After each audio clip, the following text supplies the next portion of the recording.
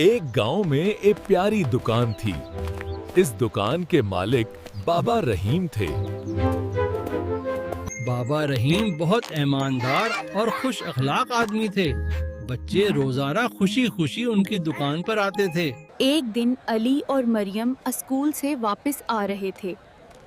انہوں نے بابا رحیم کو پریشان دیکھا۔ بابا رحیم نے کہا، آج دکان کی صفائی کرنے والا نہیں آیا اور دکان گندی ہو گئی ہے۔ علی اور مریم نے فوراً مدد شروع کر دی۔ انہوں نے دکان صاف کی اور سامان ترتیب سے رکھا۔ کچھ ہی دیر میں دکان پہلے سے بھی زیادہ خوبصورت لگنے لگ۔ بابا رحیم بہت خوش ہوئے۔ انہوں نے بچوں کو انعام دینا چاہا۔ بچوں نے کہا، ہمیں انعام نہیں چاہیے، ہمیں خوشی ہے کہ ہم نے آپ کی مدد کی۔